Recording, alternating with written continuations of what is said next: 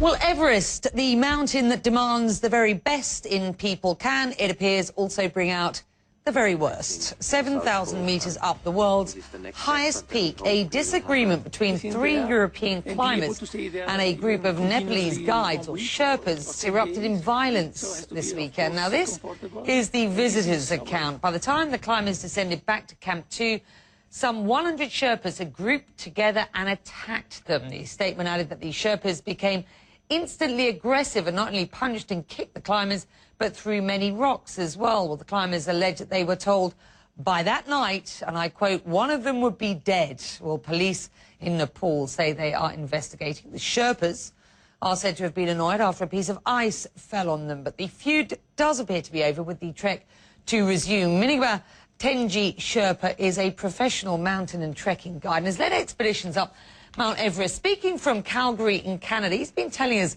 about the role of a Sherpa on a mountain like that. Have a listen to this.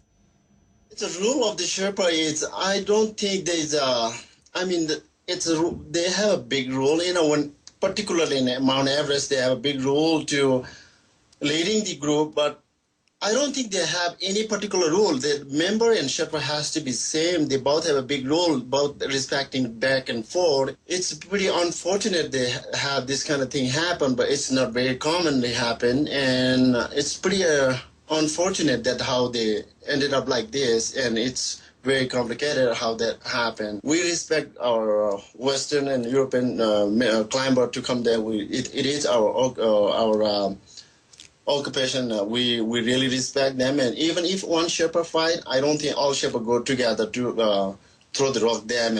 They do that together.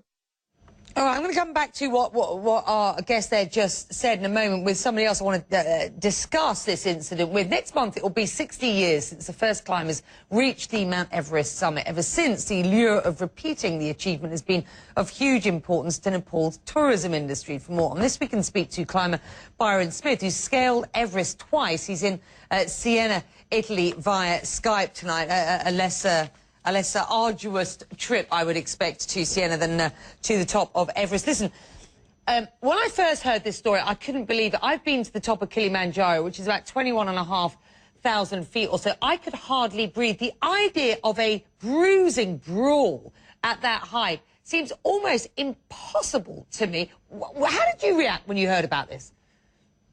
Well, I just heard about this today, and it's something that I've never come across before. I've been to Nepal a dozen times, and, the Sherpa people of Nepal are a very calm, accommodating ethnic culture. This is really out of character if in fact it happened the way it's being described in the news. I just don't know how this could have evolved into such a melee. Yeah. To be quite honest. Let me bring a map up so our viewers get a sense of, first of all, how high these guys were with so little oxygen and in a position still to fight, and what allegedly happened.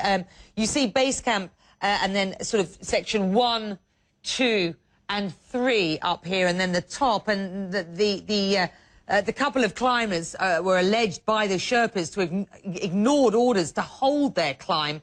And they'd actually triggered an ice fall, it's alleged, which hit the Sherpas, who were laying down fixed ropes for another climb, which does beg the question. This brings me back to my climb on Kili. There are an awful lot of people on this mountain these days. When we were climbing Kilimanjaro, it was almost like the morning commute to a global city. Are there too many people up there trying to do too much? And are things like this going to happen in the future? You say that this is the exception that proves the rule as far as you're concerned, but is it really? Do you think going forward? What? Mount Everest is a big mountain. It can take and handle a lot of people on it. People are competitive. Altitude does different things to different people, and they can react emotionally differently at sea level than they will at 23,700 feet, of which Camp 3 is at approximately. So who knows what went on and how it was triggered and what really caused the rush of adrenaline to take place. But at that altitude, I mean, for the most part, people are not going to have the ability to start scrapping and fighting.